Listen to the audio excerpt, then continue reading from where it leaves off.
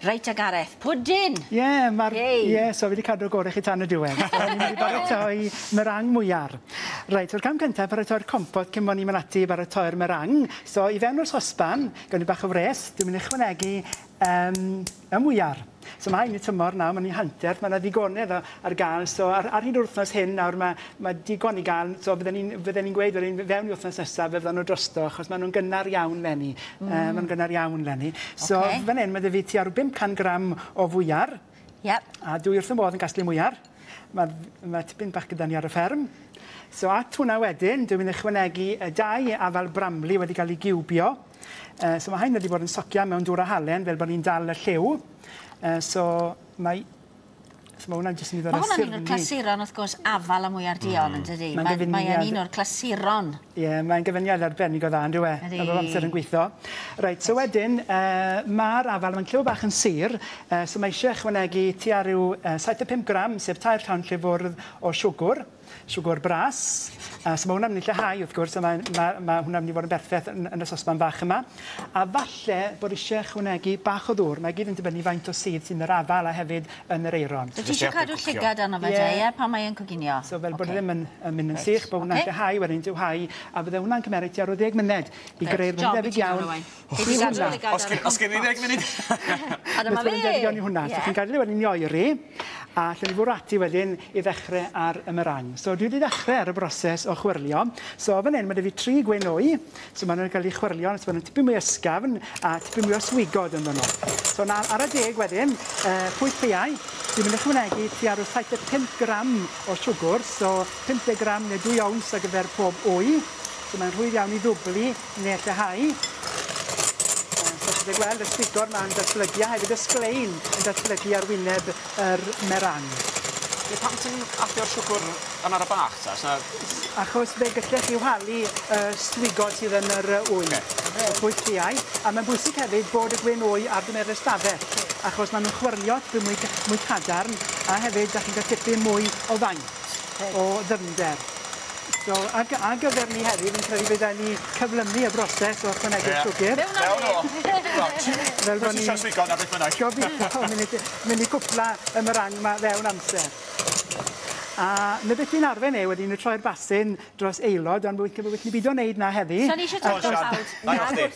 Achos gael fi cyflymu. Nid bod fi'n mynd trysgo ti, Gareth. A mae Sian yn gwisgo gwyn hefyd. O, dwi'n fi'n gwybod. Ond mae wyth ni pido.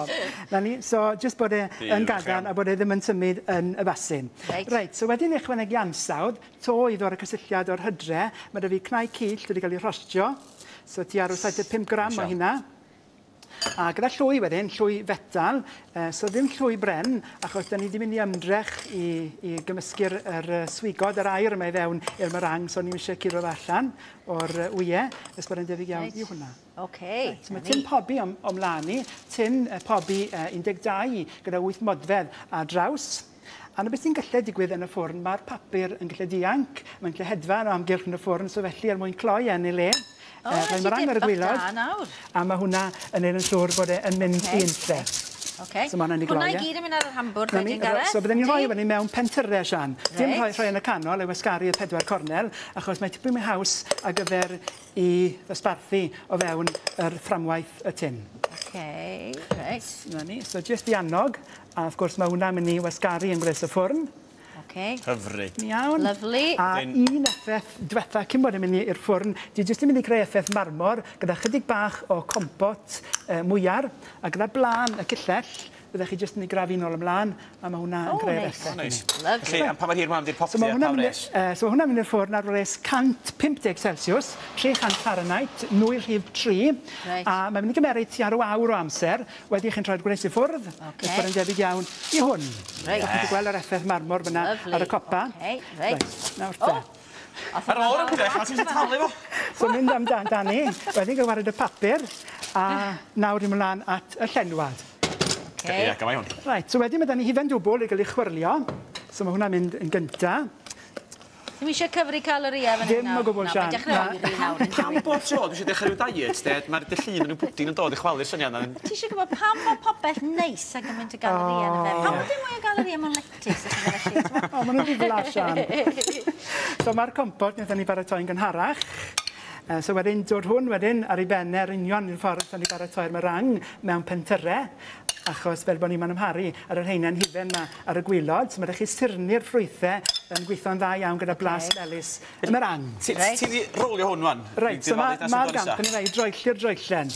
Oce, gysi funud. Mae'r papur yn mynd i fod yn help, so mae'r papur yn mynd i fod yn arwen y ffordd i ni. O, ar y teg, Gareth. That's yn iawn. Mae eisiau plat ar gyfer gweini, so mae wedi plat hirfain. So mae'r daith yn gallu fod yn bell iawn i'r bwrdd torri. I'r un lle o'n mynd ag hwnna, Gareth. O, da ti. Chwarae teg. Y ffyn yn bapur. Perffaith, Gareth. Mae'n siŵr bod chi'n barod ar gyfer blasu. Yndan. So mae plat i Sian. Mae dorri darn. Dwi'n dorri fe gyd yn un blas. O, diw, dy'r anner hwnna i fi, Gareth. I fe Sian? O, na, mae'n iawn. Na, tiw, Sian. Gaf i ddarn o un o wain. A'r cwli. Slapping go iawn, Andy. Wow. A'r mwyar. So mae hwnna... Reit, come on, Jen. Pwdyn i ddau fe bydden ni'n gweud, ynddo fe? Pwdyn i ddau. Wel, bych Diolch yn fawr, Gareth. Meringue gyda'r ansawdd cnau yna. Waw. Ie?